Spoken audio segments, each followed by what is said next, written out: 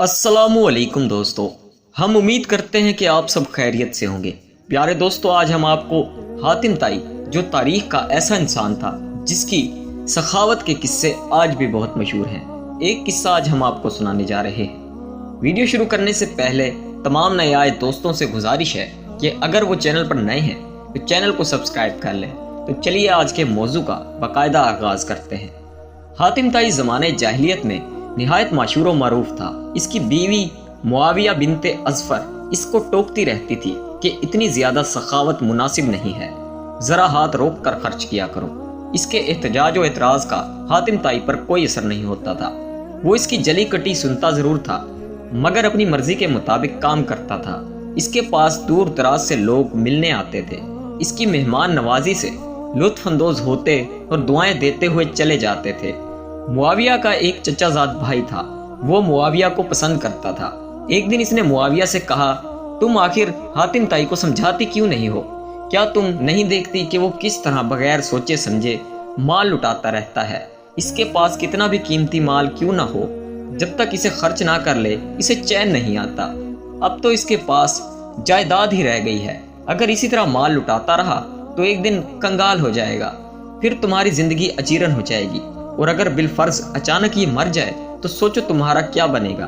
तुम्हारे बच्चे भूखे और बेयारो मददगार हो जाएंगे। मुआविया ने मालिक की बात की तस्दीक की और इसे सराहा कि तुम वाकई मेरे खैर ख्वाह हो, मगर मैं क्या कर सकती हूँ। मालिक ने इसे वर्गलाया कि अगर तुम हातिम से तलाक ले लो तो मैं तुमसे शादी कर लूंगा। मैं माली तौर पर हातिम ताई से ज्यादा मुस्तहकम और मजबूत हूँ। मैं मालदार हूँ, साहिब जायदाद भी हूँ। मेरे साथ तुम्हें कोई परेशानी नहीं होगी। ये इस्लाम से पहले का दौर था। इस दौर में औरतों का अपने खामद से तलाक लेने का तरीका ये था कि औरत जानवरों के बालों से बने खैमे में बैठ जाती। अगर इसके घर का दरवाज़ा मशरिक की तरफ होता तो खैमे का दरवाज़ा मगरिब की तरफ कर लेती, और अगर मगरिब की तरफ होता तो मशरिक की तरफ फेर लेती। ये गोया ऐलान था कि औरत अपने खामद के साथ नहीं रहना चाहती। मुआविया अपने चचाजाद की चिकनी चौपड़ी बातों में आ गई थी और आखिरकार इसने अपने खैमे का दरवाज़ा बदल लिया। हातिम ताई घर आया तो देखा कि दरवाजे का रुख बदला हुआ है। इसे समझ आ गई कि मुआविया इसके साथ नहीं रहना चाहती। इसने अपने बेटे को बुलाया और कहा, देखो तुम्हारी माँ ने क्या किया है। बेटे ने कहा, मैंने भी देख तो लिया है, मगर मैं कर भी क्या सकता हूँ। हातिम ने अपने बेटे का हाथ पकड़ा और थोड़ी दूर वादी में जाकर अपना डेरा बसा लिया।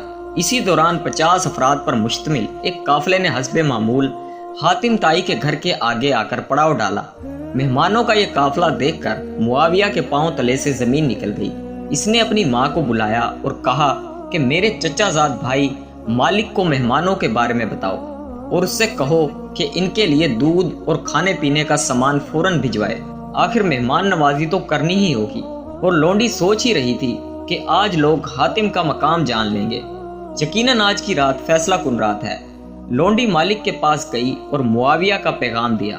पैगाम सुनते ही मालिक ने अपना सर पीटना शुरू कर दिया, अपनी दाढ़ी नोची और कहा कि जाओ मुआविया को मेरा सलाम कहो और ये कहो कि इसी मेहमान नवाजी और फजूल खर्ची की वजह से तो मैंने तुम्हें हातिम से तलाक लेने का मशवरा दिया था।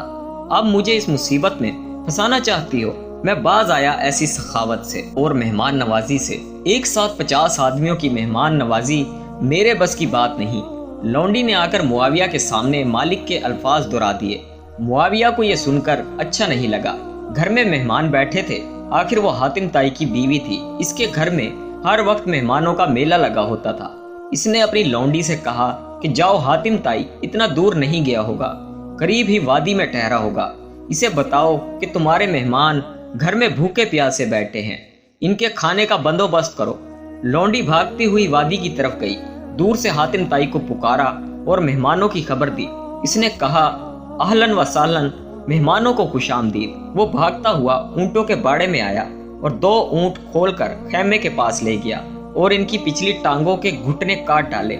इस दौर में ज़िबा करने का यही तरीका था। मुआविया ने यह देखा तो जोर से चिल्लाने लगी कि ये तुम क्या कर रहे हो? मैंने इसी वजह से तो तुमसे जुदाई इख्तियार की थी। ये ऊंट मेरी औलाद के लिए छोड़ दो। मेहमानों की खिदमत किसी और तरीके से भी हो सकती है।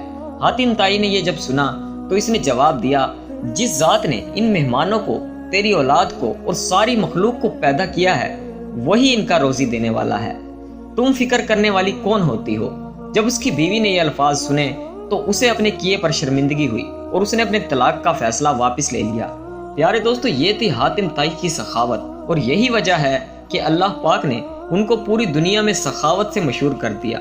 इसीलिए हमें चाहिए कि अगर हमें या आपको अल्लाह ताला माल अता करें तो बगैर सोचे समझे मेहमान नवाजी में खूब दिलचस्पी रखनी चाहिए, क्योंकि देने वाली ज़ात अल्लाह की है। अगर आपके यहाँ कोई मेहमान आता है तो वो अपनी रोज़ी साथ लेकर आता है। क्या आपको इस बात का कभी एहसास हुआ है? कमेंट करके हमें ज़रूर बताइएगा। प्यारे दोस्तों, उम्मीद करते हैं कि आज की ये वीडियो आपको अच्छी लगी होगी। वीडियो अगर अच्छी लगी तो वीडियो को लाइक, शेयर और चैनल को सब्सक्राइब कीजिए ताकि मज़ीद ऐसी वीडियोस आपको देखने को मिलती रहे।